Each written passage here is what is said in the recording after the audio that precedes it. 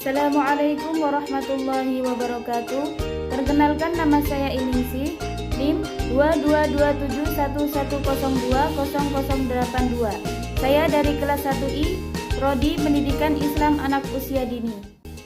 Baiklah, di sini saya akan mempresentasikan makalah saya yang berjudul Kesatuan Alenia atau Paragraf. Pengertian paragraf atau alenia merupakan bagian bab dalam suatu karangan. Biasanya mengandung satu ide pokok dan penulisannya dimulai dengan garis baru. Paragraf dapat pula didefinisikan sebagai satu bahasa tulis yang terdiri dari beberapa kalimat yang tersusun secara runtut, logis dalam satu kesatuan ide yang tersusun secara lengkap, utuh, dan padu. Macam-macam alenia atau paragraf itu ada 3. 1. Alenia atau paragraf pembuka. 2. Alenia atau paragraf pengembangan. 3. Alenia atau paragraf penutup. Yang pertama, alenia atau paragraf pembuka, yakni pengantar untuk sampai pada segala pembicaraan yang akan menyusul kemudian. Paragraf pembuka harus dapat menarik minat dan perhatian pembaca, serta sanggup menghubungkan pikiran pembaca kepada masalah yang akan disajikan selanjutnya. Fungsi paragraf pertama atau pembuka: 1. Menghantarkan pokok pembicaraan. 2. Menarik minat dan perhatian pembaca. 3. Menyiapkan atau menata pikiran pembaca untuk mengetahui isi seluruh karangan. Yang kedua, alenia atau paragraf pengembangan, yaitu paragraf yang terletak antara paragraf pembuka dan paragraf yang terakhir sekali di dalam bab atau anak bab. Paragraf ini mengembangkan pokok pembicaraan yang dirancang. Paragraf pengembangan mengemukakan inti persoalan yang akan dikemukakan. Adapun fungsi paragraf pengembangan yaitu ada 4. 1. Mengemukakan inti persoalan. 2. Mempersiapkan dasar atau landasan bagi kesimpulan. 3. Meringkas alenia sebelumnya. 4. Menjelaskan hal yang akan diuraikan pada paragraf berikutnya. Untuk yang ketiga yaitu paragraf atau alenia penutup, yaitu paragraf yang terdapat pada akhir karangan atau pada akhir suatu kesatuan yang lebih kecil di dalam karangan itu. Paragraf penutup berupa kesimpulan semua pembicaraan yang telah dipaparkan pada bagian-bagian sebelumnya. Adapun fungsi paragraf penutup itu ada 3.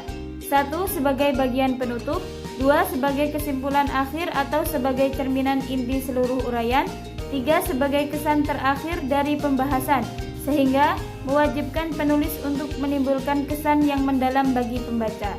Syarat-syarat pembentukan alenia atau paragraf. 1. Yaitu kesatuan.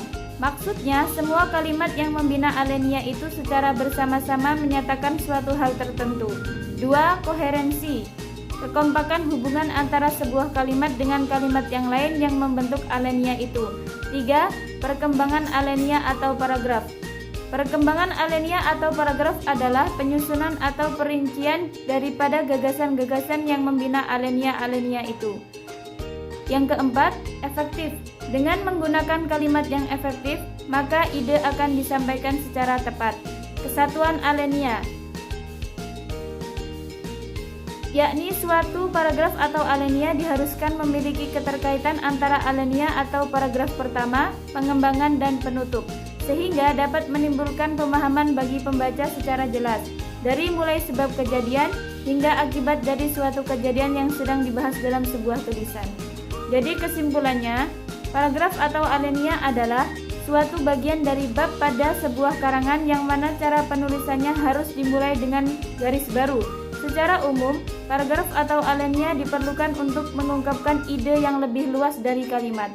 Syarat-syarat paragraf atau alenia yang baik harus memiliki suatu ketentuan, yaitu kesatuan, kepaduan, dan kejelasan paragraf atau alenia.